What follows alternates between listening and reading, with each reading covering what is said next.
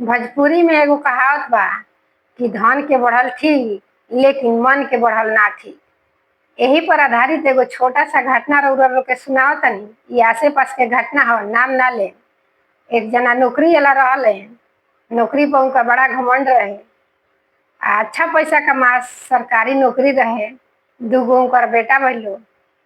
तो बड़ जना के घूस पैरवी लगा के नौकरी धरा देले। अउरी गुमान हो गई कि बाप बेटा के नौकरी हो गई। बड़ा गुमान में रहस, केहू से ज्यादा बोलस ना, ना केहू के पहचानस। पैसा के घमंड रहे। ऐसे ही उनकर जीवन कटत रहे। बड़ जना के नौकरी हो गई आ छोट जना घरे रहस, खेती गृहस्थी करस। तो एक दिन ऐसा ही टाइम आयल कि रिटायरमेंट हो गलन, समय पूरा हो गई। तो अलन तो छोट जना के, बड़ जना के तो आगे ही नौकरी हो गई, शादी ब्याह कर दिले रहलन। बड़ जना अपन परिवार लेके बाहर रहस। तो फिर ई अलन रिटायर होके तो अपना छोट जना के ब्याह कर दिलन। आ पेंशन मिलत रहे। सोचलन कि पेंशनवा छोटके के नावे कर देतानी, एकरो बाल बच्चा पढ़ ली लिख ली आ एकरो लगे कुछ पैसा आ जाई। तो इहो हमरा के कुछ ना कही, काहे से एकर तो घूस पैरवी लगैले नहीं थी, ना नौकरिए धरैले बनी।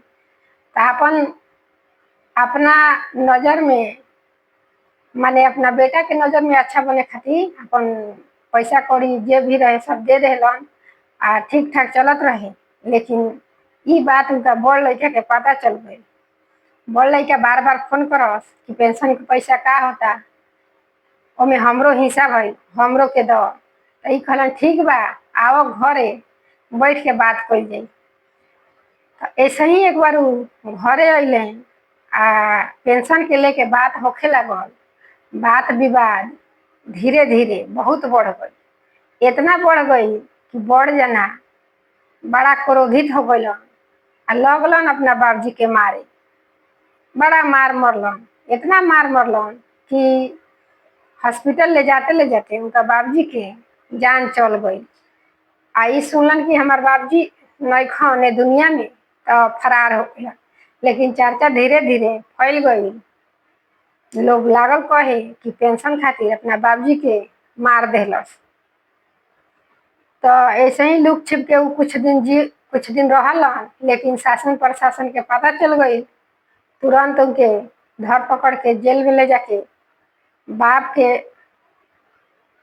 मर्डर के केस में उनकरा के जेल में ले गई आ ले जाके उम्र कैद की सजा सुनाल गई। उम्र भर उ जेल में गइलन आ इनकर बाबूजी दुनिया से चल गइलन। तो कहे के मतलब हमरा इहे बा कि रुपया पैसा धन दौलत के ढेर घमंड ना करे के चाही। आ बड़ो जना में गलती बा कि जब बाबूजी रुपया पैसा घूस पैरवी लगा के नौकरी धराइए देलन, तब पेंशन के का जरूरत रहे खोज कैला के। अच्छा से घर परिवार चलत रहे, परिवार भी साथ में रहे, बच्चा भी पढ़त रहलसन। तो पेंशन के इतना खोज कैला के जरूरत का रहे। ना नौकरी रही तो खोज करत तो कहाइत कि ठीक बा। लेकिन सब कुछ रहते हुए